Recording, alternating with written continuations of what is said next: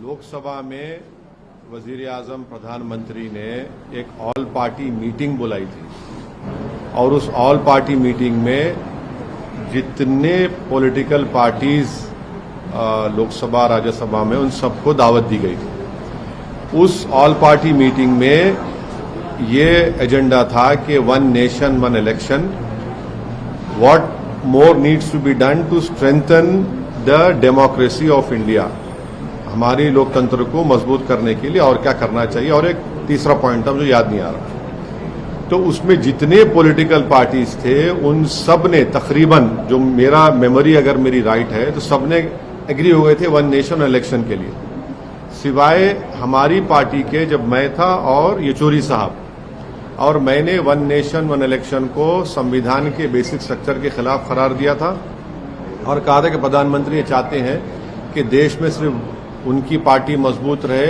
और कमजोर कांग्रेस रहे और बाकी सब पार्टियां खत्म हो जाए। तो काफी प्रधानमंत्री मेरे उस बोलने पर उनका चेहरा बता रहा था, वो बड़े नाराज हो गए थे। उसके बाद मैंने इस बात को कहा था कि आप एक नई लोकसभा बनाइए, इसलिए कि जो मौजूदा लोकसभा है वो अगर पार्लियामेंट में अगर किसी बिल पर डिबेट हो रही है या प्रेसिडेंट मोशन पर डिबेट होती है, नो कॉन्फिडेंस होता है, तो बिल्कुल ऐसा लगता है कि आप माने एक चौको ब्लॉक बहुत ही इनकन्वीनियंस हुआ था उसमें, और उसमें सहूलतें भी नहीं है। तो खैर प्रधानमंत्री जो अपना जवाब दिया वो बड़े नाराज हुए मेरे उस बोलने पर कि वो इसी ने वन नेशन इलेक्शन के खिलाफ उसने कहा, और उन्होंने मिसालें दी। ओडिशा में पटनायक साहब जीते विधानसभा और हम लोकसभा जीते, जगन दोनों जीत गए। फिर बाद में प्रधानमंत्री ने कहा कि हाँ हम सोचेंगे, वो रिकॉर्ड वो मिनट्स होंगे लोकसभा में गवर्नमेंट के पास, वो आप देख सकते हैं अगर वो दिए तो। उन्होंने कहा कि हाँ मैं देखता हूं कि नई पार्लियामेंट बनाना नहीं बनाना। तो पहली पॉइंट तो ये है कि नई पार्लियामेंट की जरूरत है, इससे कोई इनकार नहीं कर सकता। दूसरा ये कि जब मीरा कुमारी साहिबा लोकसभा के स्पीकर थी तो उन्होंने एक प्रपोजल मूव किया था कि नई लोकसभा बनना चाहिए। उसके बाद उन पर यूपीए में कुछ कॉन्फ्लिक्ट हुआ, वो प्रपोजल ड्रॉप हो गया। तीसरी बात यह है कि मौजूदा जो पार्लियामेंट की बिल्डिंग है उसको फायर सर्विसेज से क्लियरेंस नहीं है, उसमें कोई क्लियरेंस नहीं है। अगर आग लग गई तो उसका क्लियरेंस नहीं है। आप लोग मीडिया के लोग तो सिर्फ सेंट्रल हॉल में कभी आते थे, वो भी मोदी साहब ने सेंट्रल हॉल में आपका आना भी बंद कर दिया। मगर अगर आप ऊपर जाएंगे तो मुझे अच्छी तरह याद है कि 2012 या 13 में लेट मुलायम सिंह यादव साहब जब अपनी पार्टी के ऑफिस में खाना खा रहे थे तो एक बिल्डिंग का एक हिस्सा उनके आकर उनके टेबल बाजू गिरा। तो ये नई लोकसभा की जरूरत है, इसमें कोई डिनाई नहीं कर सकता।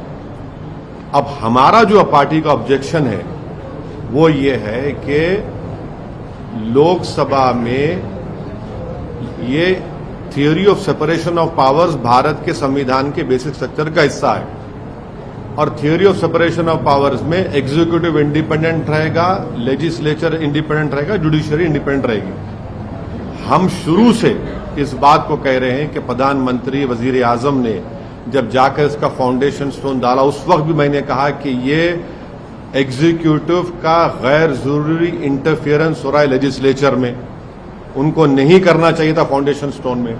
जब नेशनल एम्बलम का इनॉग्रेशन हुआ उस वक्त भी वजीर आजम और प्रधानमंत्री मोदी पहुंच गए, स्पीकर साहब पीछे खड़े, उस वक्त भी मैंने ऑन रिकॉर्ड कहा था गलत हो रहा है। आज भी मैं कह रहा हूं कि इसका इनॉग्रेशन प्रधानमंत्री को नहीं करना चाहिए, क्योंकि ये theory of separation of powers का वायलेशन है। लेजिस्लेचर इंडिपेंडेंट है, पार्लियामेंट इंडिपेंडेंट है एग्जीक्यूटिव से जो प्रधानमंत्री है, पार्लियामेंट इंडिपेंडेंट है जुडिशरी से जो सीजीआई हेड करते उसको। तो इसीलिए हम इसका अपोज कर रहे हैं कि प्रधानमंत्री को, वजीर आजम मोदी को इस नई पार्लियामेंट की बिल्डिंग का इनॉग्रेशन नहीं करना चाहिए, क्योंकि ये theory of separation of powers का ग्रॉस वायलेशन है। ये स्पीकर के डोमेन में, लेजिस्लेचर के डोमेन में एग्जीक्यूटिव इंटरफियर हो रहा है। दूसरी बात यह है कि ये जो अपोजिशन पार्टीज के लोग हमसे कोई कांटेक्ट नहीं किए, हमारी पार्टी से, अब क्यों नहीं किए वो उनसे पूछ लीजिए, क्योंकि उनकी नजर में हम अछूत हैं, अनटचेबल हैं हम। मगर वो लोग जो बोल रहे हैं कि प्रेसिडेंट को करना चाहिए, वो भी गलत है। वो गलत है, इसलिए गलत है क्योंकि आर्टिकल 53(1) पढ़िए आप लोग। आर्टिकल 53(1) ये कहता, the executive power of a union shall be vested in the president and shall be exercised